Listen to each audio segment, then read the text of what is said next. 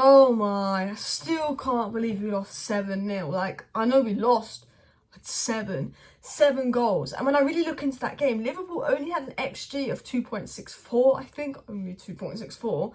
So for them to score 7 goals, like, bloody hell. Like, I thought a fair score probably would have been like 4-1 Liverpool when I look at the chances and analyse it up. Of course, they were a better team. Of course, they deserve to win, but 7-0 is flattering for them. And I still, in my head, can't go over the fact that it's 7-0, but it's the aftermath of that performance. Players refusing to like go to the fans and clap them. Varane had to shout at some players. Ten Hag obviously had to shout at some players. Reportedly, apparently Gary Neville said that Bruno basically asked Ten Hag to not play and sub him off and all of that, and asked to get off the pitch when we went like 5-0 down. And it was just a big mess after the game, which we're going to dive into, but also talking about 5 things we learned from the game. And I normally don't like doing 5 things we learn when we lose. I normally only do it when we win and play well, but I think this is a really good 5 things we learn, because I think there's so many constructive points we can talk about. We're going to talk about things that Ten Hag said post-match, what Luke Shaw said post-match, and some other comments and some analysis that's come out, and really dive into the game and talk about 5 things we learn, because I think, you know, when you lose, sometimes you can learn more than when you win.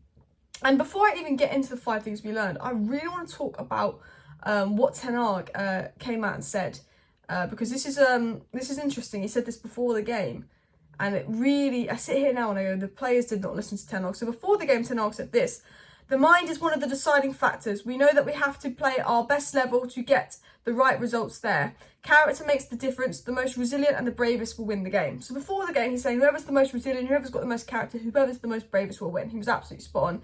He then says, "Am I taking a team of warriors to Anfield? Definitely. We need a strong mentality on Sunday if we want to win the game. Yeah." He again talks about the importance of mentality. He needs to take warriors to Anfield. Well, those warriors did not show up. I mean, it shows today that, you know, Ten Hag trusted these players to show up, and they didn't. Their mentality had gone. This warriorness had gone. Maybe they're not warriors. Maybe they're pathetic to lose 7-0 to Liverpool. I mean, continuing on. Ten Hag said that Man Utd, Liverpool, the biggest rivalry. I'm aware of that. I know what the rivalry is, and that's the biggest rivalry for us. It's Liverpool. We're totally aware of it. They clearly weren't, because if they were, they would not have allowed themselves to lose 7-0. 3-0, 3-1. That's a blip in the road. That's a bad performance. 7-0 to your rivals, that is an unforgivable performance. And Ten Hag said mentality is what you need. Every player has to bring his performance at his level, because when you don't, you have a problem. And Ten Hag said before the game how important mentality was. And it's just funny to think, looking at the game now, where was that? But let's dive into 5 things we learned from the game, because I don't want to talk about what Ten Hag said before the game, because it means nothing now, because we lost 7-0. And I think the first thing we've got to talk about is Bruno Fernandes. Bruno Fernandes was absolutely shambles today. His attitude was shambles. He was pushing over players. He was fighting the ref. He was frustrated. He was annoyed, asking to come off, apparently. I mean, that hasn't been fact-checked, so someone who doesn't like Bruno might just have a Bruno agenda and making it up. But apparently Bruno was asking to come off, you know, just literally. I remember he lost the ball to Batic, whatever he's called, and then just stood there. And there's a few times Bruno lost the ball and he stood there and didn't track back, he didn't run. Bruno is absolutely awful today, and a lot of people who don't like Bruno are really slating him, and I'm not going to say that Bruno was the worst player today. You know, Bruno normally tracks back, but today he didn't. Bruno's someone that normally tracks back, and today he didn't. Same with Anthony. And I don't want to completely scapegoat Bruno, but Bruno is the captain, and Bruno is the guy I'm going to be going in on, because I did this to Maguire, and it's only if I do this to Bruno. He is the captain. He didn't track back. He didn't run. He didn't lead by example. He was one of the worst players on the pitch. He was absolutely awful. He was just picking fights. He was causing problems. He was complaining. He wasn't good today at all. And yeah, the attitude was awful. Apparently, when Elanga was getting subbed on, Bruno was hand signalling to Ten Hag to sub him off for Elanga and not someone else for Elanga, and basically asking to come off. And I get that Bruno is knackered, and I get that Bruno probably needs a week off and probably wants to be rested, and he probably did want to come off. But when you're captain of Manchester United, whether you're Bruno Fernandes, whether you're exhausted or not, you cannot pull stuff like that. I want to come off. You cannot. Even if you're exhausted, you just cannot. Like, I just think, you know what, like, Bruno wasn't the only person that was dreadful. Everyone was dreadful today, and I think when everyone's dreadful, that's a bad thing, because normally we do have strongish personalities like Casemiro, Licha, Luke Shaw, Bruno, but when all 4 of them are dreadful, there's no personality on the pitch. But I thought today he was particularly dreadful. As a captain, he didn't lead by example, because if he led by example, we wouldn't be losing 7-0 to Liverpool. We shouldn't be losing 7-0 to Liverpool. You know, we can lose 3-1, it's a bad loss, but it's acceptable. Losing 7-0, it shows a loss of character, no mentality. It shows unforgivable just stuff like not trying, not working hard. And we have characters. I think Bruno is a character. I think Martinez and Casemiro are characters, but none of those characters showed up today. And ironically, they were, well, not ironically, but they were just all bad at the same time. And I think as a captain, if you're captaining a 7-0 loss to your arch rivals, you're doing something wrong. And I don't think his teammates will be happy with him after today. But what we do know is Ten Hag will punish the players. Now, he's unlikely to make them do a run like he did versus Brentford, but we know he's going to punish them. We know he's going to shout at them. We know he's angry.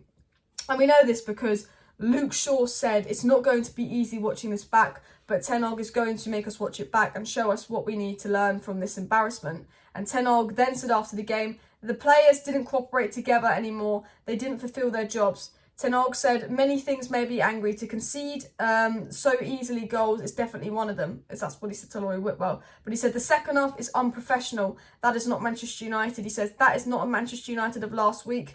A determined team of self-reflection. I didn't see that again. The minute we went 7-0 down to Liverpool was the exact minute a week ago on that day we were lifting a Carabao Cup trophy. And he's saying that's not the team I saw last week. That's not the self-determined United team. And Ten Hag is saying the second half was unforgivable. You know, to concede goals like that. I mean, the goals we conceded were shocking. It's not like Liverpool were amazing. As I said, Liverpool won next year of 2.68. Liverpool deserved to win. Liverpool the better team. But 7-0 was a very flattering scoreline for Liverpool. We made it look like Liverpool were amazing. And actually, like 3-4 of those goals, if we just defended properly, could have easily been stopped. On another day, that game would have been 3-1.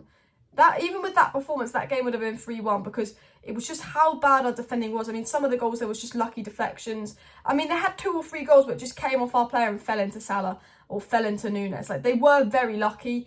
And they generally they had the luck today. And I think Ten Hag's right with that. But some of the goals we conceded was dreadful. And, you know, Ten Hag said very unprofessional. Now, I do want to say the third thing we learned was that, you know, the first half was good. When we went 1-0 down in the first half, I was frustrated because I said, look, the first 20 minutes of the first half, Liverpool were the better team. The second 20 minutes of the first half, United were the better team. And then Gakpo got a goal against the runner play through awful defending. That Gakpo goal should have been avoided. That came through awful defending. That came against the runner play. And we shouldn't have let Gakpo score that goal. We knew that was what it was going to do. We knew that was his strength. We didn't do that. We defended poorly. But just before the Gakpo goal, Bruno misses a header. Rashford misses, like, literally a clear chance. Anthony misses a good chance. Going into half-time, Man United could have been 1-0 up, or a fair score would have been 0-0 or 1-0 United, not 1-0 Liverpool. Going into half-time, United were the better side. I think overall they had the better chances. So I sat there, I thought at half-time, you know, we've been 1-0 down to Barcelona at half-time. We came out and won 2-1. Ten Hag did this thing versus Leicester. He shouted them in the dressing room. We came out and won the game. We're going to go into half-time. Ten Hag's going to shout at them and they're going to come back. It's a big occasion. They're going to win the game. That's what I thought. And then we went 2-0 down in the second half. And I think when we went 2-0 down in the second half, we just gave up. We thought we've just conceded this early. We're not going to score 3 versus them. We don't score at Anfield. Maybe the psychology of us not scoring at Anfield and us not winning at Anfield made them stop believing, and they gave up because our first half was good. The second half was just players giving up because it shouldn't have been 7-0, and we know that. They absolutely gave up. And even Ten Hag said he doesn't know what went wrong in the second half. The fourth thing that we learned is I think this shows we need a striker next season. I don't like that because Weghorst can't score goals. We're playing Rashford striker when Rashford should have been on the left. In my opinion, we are playing Liverpool. We were playing Trent. Rashford should have been left wing. Bruno should have been in the middle. Wout should have been striker. And Anthony should have been right wing. Bruno, I've had enough of this Bruno on the wing experiment. I don't mind Bruno starting in the 10, then moving out to the wing position if you want to bring Sancho or Wout into the 10 and do something different. But I think Bruno has to start games in the 10. Rashford had to start that game on the left. Bruno gave Trent an easy day. Rashford would have given Trent a difficult day. I thought Anthony was a good move, but then he wasn't tracking back and helping Dalot, and Dalot was awful. Maybe Wan-Bissaka should have started today. Wasn't the game for Wout Weghorst. Wout Weghorst has been very good the last few games, but this game was not suited to Wout Weghorst in the slightest, and it shows that we need a striker because we can't really play on a striker, and Rashford isn't a striker, he's a left winger. And I think, you know, today really showed how much Manchester United need a striker and how important it is for Manchester United to get a good striker, because I do think if we'd have played Rashford left wing, maybe Bruno 10, Anthony right wing, then we had a striker that could connect well with Rashford and Anthony and Bruno. It could have been different in attack. And why I say it could have been different is we could have gone in at half-time 1-0 up, having taken our chance, and then maybe that second half wouldn't have happened, because I generally think it was the 2-0. I think it was the psychology of it we gave up. I think had we been 1-0 up, it could have been, that second half could have been completely different. I just think it was the psychology. We let our heads drop, we gave up. Now, the fifth and final thing we learned is that Ten Hag is the man and Man United will bounce back. And now we haven't learned that, but I say that I still think Ten Hag's the man. Yes, we lost 7-0, less it's awful, but I looked at it and I went, yeah, Ten Hag could have made some better subs. He took some good players off and he brought on McTominay and stuff, and the sub made us worse. But, you know, his subs have normally been spot on. I think this was one of those games where it was out of Ten Hag's hands. I think that United players just didn't try, and I don't think we would have won that game no matter what Ten Hag had done. I think we would have lost no matter what. I still think Ten Hag's the man. We've lost 4-0 to Brentford. We've had setbacks before on the Ten Hag. 6-3 to City, 4-0 to Brentford. One thing we know about this team, and one real positive thing we can take from this game, is that we know when we've had a battering, we come back from it. And they do recover, and, you know, I think, you know, there's always that fear of now we've had one battering, is this season just going to fall off a cliff like it did last season. But Ten Hag's had 2 batterings, City 6-3, Brentford 4-0, and Man United have managed to recover each time. So that's the 5th and final thing we learned. Let me know your thoughts on today's video. I thought it was actually quite a good 5 things we learned, because we can be a little bit constructive about it. I've got a video coming out later about what Roy Keane and etc. have been saying, Gary Neville, about the players. They've done a bit of a rant and a bit of news on Qatar. So make sure you're subscribed for that. See you later, and then tonight's video or live stream around 7-8 p.m. we'll discuss it all together. See you later. Bye.